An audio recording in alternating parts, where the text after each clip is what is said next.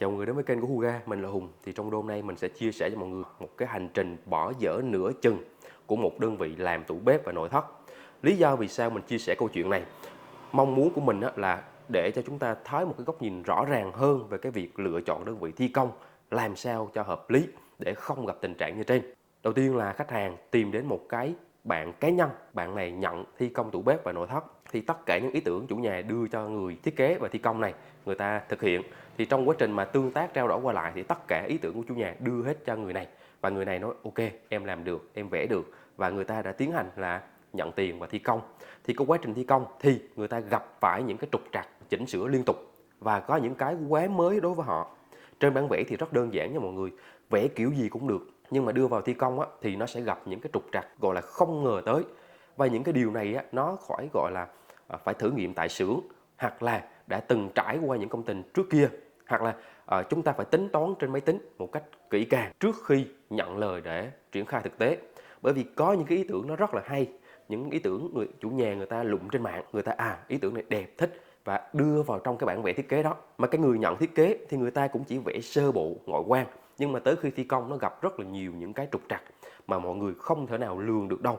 Bản thân mình, những cái kinh nghiệm này nó phải rút lại, gom lại ở trong cái cuốn sổ cá nhân mình tích trữ, thì mình mới có thể dám nhận để thi công một công trình cho khách hàng. Thì qua câu chuyện này thì mình thấy một điều là sao ạ? Họ đã làm nhưng chỉ khoảng 70%, còn lại 30% còn lại họ không thực hiện được. Cứ cử người tới làm liên tục, sửa đi sửa lại, nhưng chủ nhà vẫn không hài lòng, và người ta cũng không có đáp ứng được cái tiêu chí là mọi thứ nó được chuẩn chỉnh như cam kết. Cái cánh cửa mọi người biết rồi đó, cứ đem về cắt, những bộ ray trượt lắp tới lắp lui, tháo ra mở gắn vào rất là nhiều, và chủ nhà quá bực mình. Nhưng chủ nhà vẫn mong để hoàn thiện. Thời điểm này là thời điểm trước Tết nha mọi người. Sau đó thì sao ạ? Đơn vị thi công cảm thấy bây giờ nó tiêu tốn cái nguồn lực, trả tiền công cho thợ quá nhiều, cử những đơn vị gọi là thợ khoán từ bên ngoài, một ngày là khoảng 400 đến 500 ngàn gì đó, người ta cử từ 2 tới 3 người tới để lắp, để cố gắng làm sao hoàn thiện cái công trình này để lấy được tiền. Thì lúc này mình hỏi ra thì chủ nhà nó đã giao 80% cái kinh phí cho cái bạn này rồi, thì chỉ còn 20% thôi. Thì người ta cũng cố gắng để hoàn thành, nhưng mà sao, năng lực của họ chỉ đến chừng đó, và cảm thấy quá mệt mỏi, họ bắt đầu là stop ở đây với những cái lời hứa là em sẽ tới làm, cho hứa rất nhiều lần nhưng họ không tới để hoàn thiện.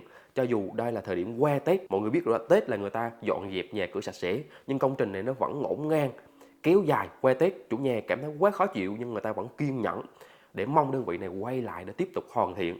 Có thể họ nghĩ là trước Tết hoặc là cận Tết thì đơn vị thi công người ta không có người, hoặc là công trình này bây giờ nó nhiều quá, người ta bị dí đủ chỗ hết, người ta cho một cơ hội là qua Tết anh quay lại hoàn thiện. Nhưng qua Tết vẫn không thấy đâu, những lời hứa liên tục, và mãi đến tận hơn 6 tháng trời. Mọi người biết đó, rất là nhiều những máy móc linh kiện, ray trượt, bản lề, thậm chí là những cái tấm gỗ, tấm ván, tấm nhựa bỏ ngổn ngang khắp nhà của khách hàng. Thì chủ nhà cũng không dám dọn đi. Mọi người biết sao không ạ? Bởi vì còn đang thi công, còn đang chưa kết thúc hợp đồng, thì làm sao có thể dọn những cái đống này đi được. Đặc thù nó là như thế, nên là người ta cứ mong chờ đơn vị kia quay lại để hoàn thiện. Mà đơn vị kia thì chỉ mong chủ nhà mở được cánh cửa ra để tôi vào bợ máy móc, bợ những cái đồ sót lại để tôi đem về. Hiện tại thì người ta còn bỏ ra những cái như máy cắt nè, những dụng cụ cầm tay nhỏ nhỏ, rất là nhiều thứ ngổn ngang ở đó. Mình tới khảo sát cũng khá là bất ngờ, thấy một cái tình trạng là người ta bỏ của chạy lấy người. Đương nhiên là nhận được 80% rồi thì cũng có thể gọi là đủ vốn, còn bây giờ có thể lỗ công đôi chút, chuyện đó là còn lại tính sau. Nhưng mà cái quan trọng nhất ở đây, người ta đã mất đi, đó chính là uy tín của cá nhân. Và cái người chủ nhà thì tìm được cái bạn này qua một cái người quen giới thiệu. Nói chung là người quen người ta giới thiệu, hoặc là giá họ tốt, thì chủ nhà hai bên tương tác với nhau để chọn làm. Nhưng mà quên mất một điều, xem thử cái năng lực thi công của bạn đó như thế nào, mà chỉ vội vàng vẽ lên rồi chọn để thi công thì dẫn tới những cái hệ quả đằng sau rất là khó chịu. Thì cái ý tưởng của chủ nhà rất là hay, người ta siêu tầm ở trên Pinterest, trên mạng những cái ý tưởng về căn bếp, về đồ nội thất cho một cái căn hộ này. Tất cả ý tưởng của chủ nhà mình thấy là khá là táo bạo và rất là hay, rất là nổi bật. Mình vào mình phải khen mà, ý tưởng rất là tuyệt vời, nhưng rất là khó để thi công. Cái điểm này thì mình nhìn vào mình nhận ra ngay. Nếu như một đơn vị bình thường, người ta đảm nhiệm làm, người ta làm từ từ, làm tỉ mỉ, làm có tính toán thì quả may làm được. Còn đằng này nhảy vào làm một cách ồ ạt, và cái lỗi của bạn này rất lớn, đó chính là bạn không có con người trực tiếp để đảm nhiệm, mà bạn khoán tất cả những cái công trình bạn nhận, thì sau đó bạn mua ván về, bạn đưa cho một xưởng để cắt. Sau khi cắt xong rồi bạn tìm một cái đội khoán khác để người ta có nhiệm vụ là đi lắp. Mọi người hình dung đi, vẽ trên máy tính nó như thế, tới khi đưa ra con người đã đi lắp thì tới công trình thực tế những cái tường nó đâu có thẳng, những cái nền nó đâu có bằng phẳng, và rất nhiều yếu tố khác nữa nó tác động tới, dẫn tới những cái đội khoán kia người ta không có sự linh hoạt, không lắp được một cách hoàn hảo, và có những cái phụ kiện rất là đặc thù trong công trình đó. Bạn phối hợp rất là nhiều những cái hãng phụ kiện khác nhau, dẫn tới là thường thì thợ người ta chỉ giỏi ở một vài cái hãng phụ kiện đó, người ta bắt quen tay, quen mắt, quen cách làm. Nhưng mà đây là những phụ kiện mới, những phụ kiện độc lạ, bạn kết hợp vào mà không có một ai cố vấn, dẫn tới cái bản vẽ này trên hình thức nó được, nhưng mà tới khi thực tế nó gặp nhiều cái trở ngại. Mình kể ra cho mọi người thấy nè, ví dụ như một cái ngăn kéo nhấn mở, chủ nhà muốn là tất cả ngăn bên dưới vị trí thấp tôi cần nhấn vào để nó đẩy ra, nhưng mà ngăn trên thì bạn lại để cho phương án đó là tay vát. Thì tay vát và nhấn mở đây là hai cái phương án gọi là không thể nào song hành cùng với nhau. Lý do nhấn mở thì nó luôn luôn có một cái khoảng hở nhỏ, tay vát, tay nắm thì nó ép sát vô trong cái phần thùng tủ. Thì đây là một cái điểm mâu thuẫn rất rõ ràng. Và khi mà nhấn mở thì nó lòi cái mặt cánh hơn cả cái vách, thì bạn là quên tính cái yếu tố này.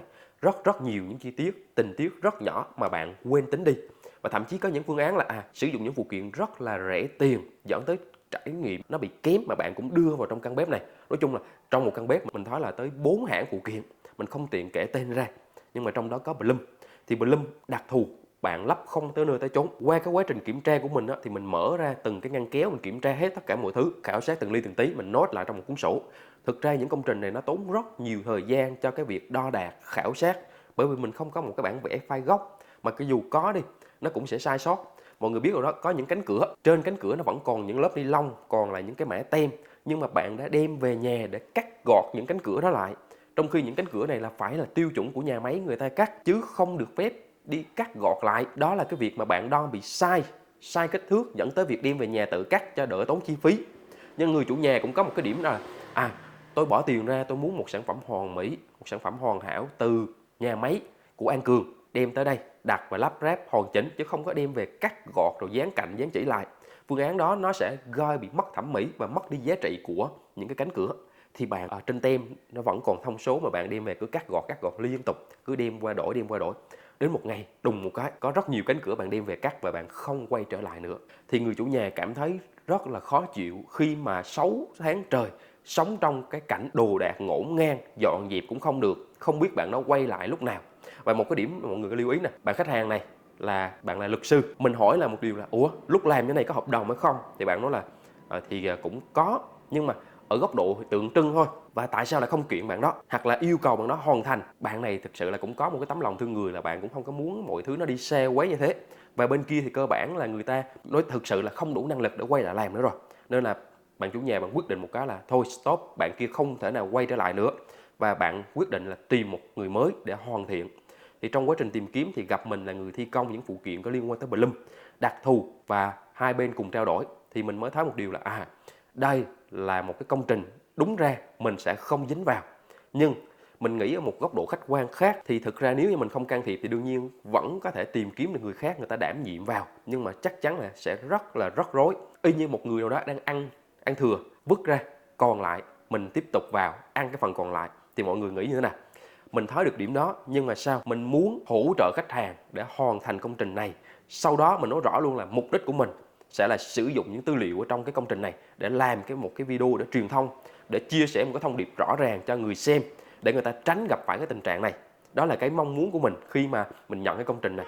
Thực ra nhận công trình này thì mình rất là vất vả. Đương nhiên thời điểm đó là mình cũng có đảm nhiệm một vài công trình khác, nhưng mà vẫn phải cử người, những anh em thợ chia ra để có thể qua đây để hỗ trợ công trình này. Đương nhiên là mình cũng sẽ cố gắng làm sao ở mức độ mà nó đạt được cái yêu cầu và mong muốn sử dụng của khách hàng.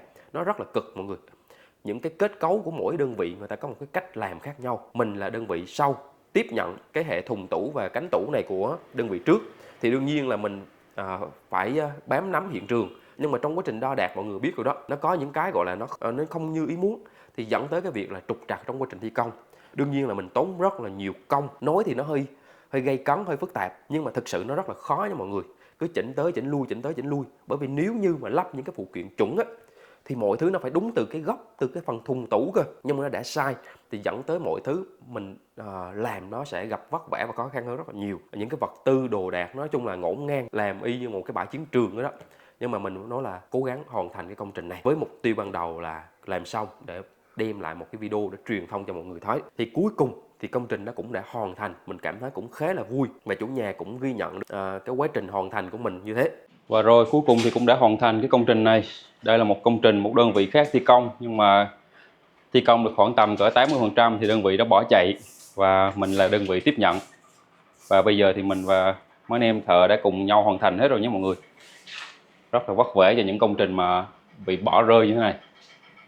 Rất là nhiều việc phải xử lý.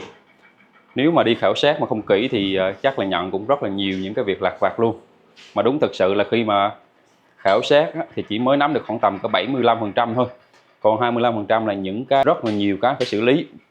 Như mọi người biết đó, ví dụ như thế này. Đây là những cái ngăn kéo nè. Thì khi những ngăn kéo này cái này chỉnh thì bắt buộc phải chỉnh luôn cái này.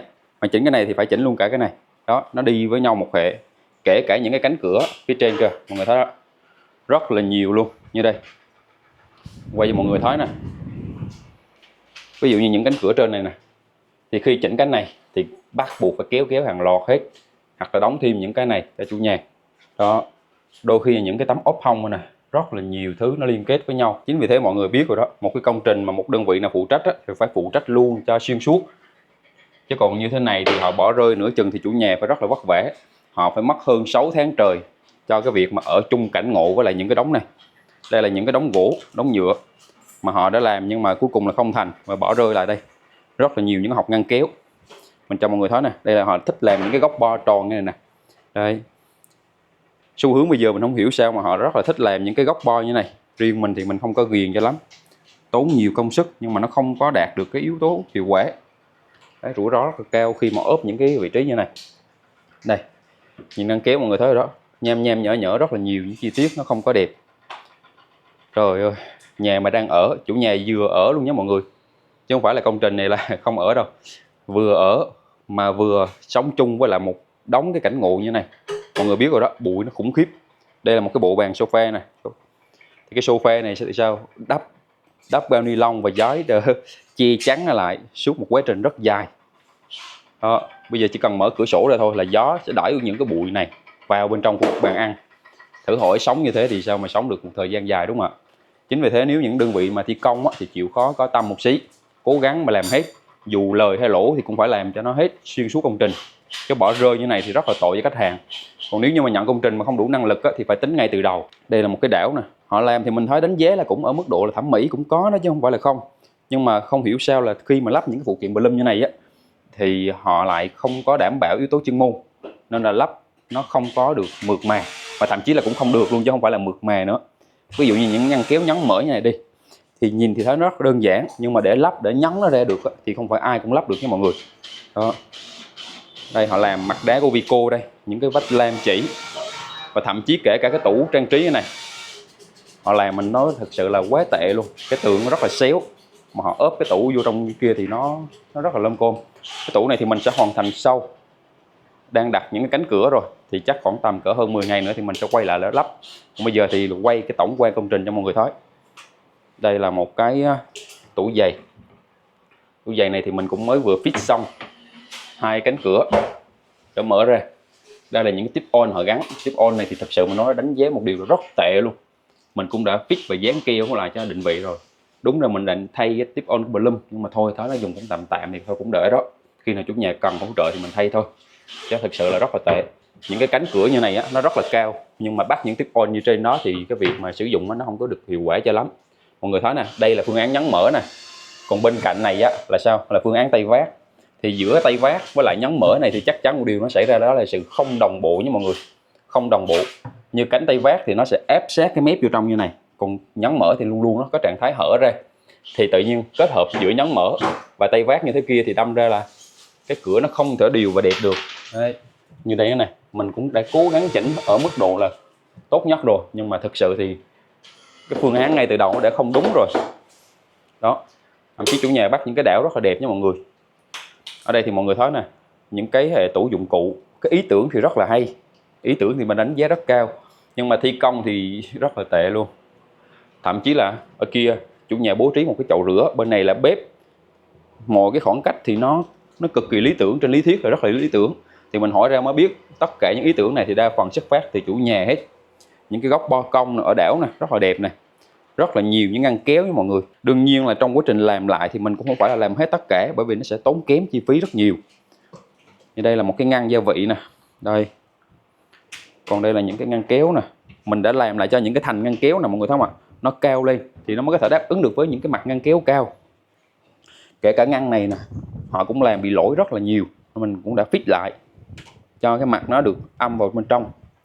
Đây là một cái tủ dụng cụ nè, tủ dụng cụ này thực sự thì mình khuyên chủ nhà gắn tay nắm, nhưng mà họ nói là thôi để dùng tạm một thời gian coi thử như nào. Ở đây thì họ đem chơi cái tay vác như thế này, vác hai bên cực kỳ tệ hại luôn, trong khi một cái tủ cao này thì nó rất là nặng. Đấy thì chủ nhà cũng vừa mua thêm hai cái tấm như này để mình đã gắn vào. Tủ này dụng cụ thì sẽ làm móc nha mọi người. Đúng đây, những cái tấm này chúng ta phải tính từ đầu và tính cái khoan này từ đầu thì nó sẽ hợp lý hơn. Đằng này chủ nhà đặt trước rồi, mình đã làm sau nên là mọi thứ nó không có matching với nhau. Thì cái lỗi này không phải là do bên mình nha, cái lỗi này thì xuất phát điểm ngay từ đầu đã không tính toán kỹ thôi đó. Còn cái khoảng hở này á, thì có lý do, thì sau này sẽ có một bộ phụ kiện nằm ở giữa này, nó sẽ nâng lên để cho rút ra rút vào khi mà để những cái máy giặt máy xóa như này. Đây, những cánh cửa đây. Mình lưu ý một điều nè, nếu mà dùng tay nâng á, thì tuyệt đối đừng bao giờ dùng những loại tay nâng mà không phải của Blum nhé. Thì cái việc lắp đặt và điều chỉnh nó cực kỳ khó khăn, và cái độ mà lên xuống như này á, nó có rất là nhiều những vấn đề trục trặc trong quá trình sử dụng. Đây nữa nè, đây là một tay nâng một cánh nè, cái này dừng nó bị hư rồi, nhưng mà thôi mình cứ phải gắn cho chủ nhà cái đã. Chứ thật sự mà nó đánh giá một điều nó quá tệ. Tệ ở cái phần mà chọn phụ kiện. Trong cái tủ này nó có một cái điểm bất cập rất lớn, đó chính là sự không đồng bộ với phụ kiện, kết hợp cả hai hãng phụ kiện Imodec và Blum, và thậm chí là còn cả Hepler nữa cơ. Đấy, mọi người hình dung đi, trong một hệ tủ mà kết hợp nhiều cái hãng phụ kiện như thế thì nó sẽ để lại những hậu quả gì. Đơn vị thi công người ta cho cái cánh cửa trên nè là sử dụng tay vác. Tay vác dùng ray của Imodec, nhưng mà ngăn dưới người ta nói dùng phương án nhấn mở. Thì mọi người biết cái điểm mấu chốt của nào ở đâu không? Cái nhấn mở thì thông thường nó phải có khoảng hở khoảng tầm cỡ 2.5 mm, 2 đến 2.5. Còn cánh cửa trên nó sử dụng tay vác á, ray thì nó sẽ rút âm sâu vào trong, nên á, ở trạng thái lúc nào cũng thấy là cánh cửa ngăn dưới nè nó hở ra, cánh cửa trên thì nó hít vào thì nó không được đạt yếu tố thẩm mỹ. Và ở dưới nhấn mở thì lại đi dùng tay vác như này, mọi người thấy có sai không ạ? Nên chứng tỏ một điều là gì ạ? Họ không nắm rõ về cái nguyên lý hoạt động của những phụ kiện. Đấy, còn đây là một cái ngăn của ông Táo nè, ý tưởng thì rất hay, nhưng mà đâu cần thiết phải ra đây và dùng cái chốt khó này lại. Đó, đương nhiên là khó thì cũng được đi, nhưng mà mình thấy nó không có ý nghĩa gì cho lắm. Đó, rất là nhiều những cái điểm mà hạn chế khi họ sử dụng. Đây là một cái bộ tay nâng, mình đánh giá không cao về cái bộ tay nâng này luôn, cực kỳ khó mở và nặng. Đây, bây giờ anh thợ đang tiến hành là hiệu chỉnh những cái công đoạn cuối của cái tủ này. Đây là một cái tủ gọi là tủ pha chế đi, nhưng bây giờ cuối cùng là phải điều chế lại phương án khác. Lúc đầu là họ đang sử dụng phương án là một cái bộ ray trượt để kéo cánh ra gặp lại, nhưng mà sau đó thì cánh này nó lại không hiệu quả nha mọi người. Đây. Rồi đây là một cái tủ đồ khô nè, tủ đồ khô này thì mình thấy cũng rất là ưng ý nè. Đây, mình đã lắp thêm tiếp on và những cái bản lề góc rộng để mở ra rộng hơn nè. Ở đây thì mọi người nhìn thấy không, toàn là ray hộp hết, rất là ok. Nhưng có một điều thì đây là những cái bộ ray hộp của đơn vị có tên là Imodec cung cấp. Đây, cái thành hộp mặt trước nó cũng tương tự với của Blum thôi, nó không khác gì nhiều, nhưng mà cái độ im mượt thì nó chắc chắn là không thể bằng được rồi. Đó. Nhưng mọi người nhìn thấy nè, đây là những cái đường gỗ bị lồi đây nè. Đó, cái việc chành như thế này nè để là hậu quả rất là to lớn nha mọi người. Rồi bây giờ thì mình sẽ tiến hành là dọn những cái đống này gọn lại, gom lại một góc chủ nhà, rồi sau đó quét dọn sạch sẽ và bàn giao lại công trình này. Cái thông điệp lớn nhất mà mình muốn chia sẻ cho mọi người, đó chính là việc mà chúng ta tìm một cái đơn vị thi công thì đơn vị thi công đó, thứ nhất chúng ta trò chuyện xem thử cái thái độ của họ như thế nào. Cái thứ hai, mỗi cái bản vẽ ra thì nó phải có một cái độ chi tiết ở đây là gì ạ? Là coi thử nó có khả thi để triển khai thực tế hay không, nó gặp phải những cái lỗi gì để có thể diễn ra thực tế, và cái kinh nghiệm, cái kiến thức của cái người thi công đó tới đâu. Bởi vì ý tưởng của chúng ta là ý tưởng bao la, chúng ta thấy cái gì hay đem về, nhưng mà không chắc cái điều đó có thể làm được đối với công trình của nhà chúng ta. Hoặc là trong một công trình thì không nên sử dụng quá nhiều hãng phụ kiện để lồng ghép vào, việc đó sẽ dẫn tới sự không đồng bộ. Và những người thợ thì mình nói luôn là để lắp được những phụ kiện chất lượng thì người thợ cũng phải tỉ mỉ, kỹ càng và thậm chí là có kinh nghiệm để xử lý. Và cái thứ ba, dù công trình có thua lỗ thì đơn vị thi công cũng phải hoàn thiện để bảo đảm được cái uy tín. Thì các bạn này mắc một cái sai lầm, mình nói rồi, cho dù có lỗ đi chăng nữa thì cũng phải cố gắng hoàn thành để cho chủ nhà. Nhưng mà bạn này đã không làm được điều đó và bỏ dở nửa chừng. Và mình mong muốn mọi người khi mà làm với ai chúng ta có một hợp đồng rõ ràng, bạn đó phải trình bày được cách thức thi công như thế nào, thời gian, lộ trình, nói chung là mọi thứ phải rõ ràng. Làm với ai cũng được, làm với cá nhân nào cũng được, nhưng chí ít giấy tờ phải rõ ràng, mọi thứ phải chuẩn chỉnh và minh bạch và công khai, chứ không phải là hứa suông. Một cái công trình mà khi mà chúng ta đưa cho một ai đó làm, tốt nhất nên có một cái bản vẽ rõ ràng. Sau cái bản vẽ đó thì phải hỏi thử người ta xem thử có thực thi được cái bản vẽ này hay không. Trong cái công trình này, khách hàng có yêu thích sử dụng phụ kiện Blum, và phụ kiện Blum ở đây là khách hàng sử dụng những cái ray trượt có tên là Movento và sử dụng những cái bộ ngăn kéo gỗ. Thì cái việc này nó bị mắc một cái sai lầm khá là lớn, đó chính là không có kinh nghiệm làm những thứ này. Ít nhất phải được qua đào tạo hoặc là có sự tìm hiểu sơ bộ thì mới làm được. Còn làm với cái bạn này thì mình thấy một điều là bạn chỉ lắp vào nhưng mà mọi thứ bạn không chỉnh được, dẫn tới chủ nhà không sử dụng được. Đó là một cái điểm mình cảm thấy là những ai chúng ta muốn sử dụng phụ kiện chất lượng thì tối thiểu đơn vị đó người ta phải là chuyên làm thứ đó, chứ còn đừng bao giờ nói là bây giờ tôi mua cái món đó về rồi tôi lắp cái đó để tôi làm, thì chắc chắn với mọi người luôn nó cũng sẽ gặp những cái trở ngại hoặc là những cái lỗi trong quá trình mọi người sử dụng. Những phụ kiện tốt tối thiểu phải có những đơn vị người ta đáp ứng được hoặc là hiểu được cái sản phẩm đó, làm quen với sản phẩm đó thì người ta mới lắp được cho chúng ta một cách mượt mà, êm ái và chuẩn chỉnh được. Đó là cái điểm mà mình muốn chia sẻ. Và cái điểm thứ hai mắc phải đó chính là đầu tư phụ kiện không đúng vị trí. Có những nơi ví dụ như những ngăn kéo thường mở thì chúng ta ưu tiên những cái bộ ray hộp là điều rất hợp lý.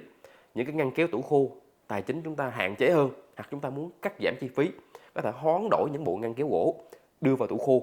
Bạn này thì lại tư vấn ngược lại là sử dụng ray hộp cho cái tủ khô, sử dụng những ray ngăn kéo gỗ cho những cái phần ngăn kéo chính. Thì điều này dường như là nó bị ngược hoàn toàn so với cái lộ trình tư vấn. Thì thực ra mà nói rồi, làm một công trình đó nó quan trọng nhất ở cái người nhận công trình và người ta có đủ kiến thức kinh nghiệm hay không. Mỗi cái việc mà khi mà chúng ta thực thi ra nó đều phải dựa trên cái bản vẽ, nó có khả thi hay không. Phải có bản vẽ trước, sau đó mới tiến hành thi công. Còn bản vẽ mà chưa ra hồn thì thi công gọi là chấp vá, nó sẽ có những cái lỗi tiềm ẩn đằng sau đó. Vậy thì chúng ta hãy tìm một cái đơn vị người ta làm chuyên cái thứ đó, tốt hơn là việc chúng ta lên mạng tìm một đơn vị và hỏi giá 1 mét dài là bao nhiêu. Rất nhiều người vấp phải khi nhìn qua một cái bảng giá. Thì mình nói rồi, một cái bảng giá nó không nói lên được điều gì hết cả, bởi vì nó gồm rất là nhiều thứ, từ cấu tạo nguyên vật liệu, phụ kiện và cách làm, và thậm chí là những cái kinh nghiệm xử lý tình huống.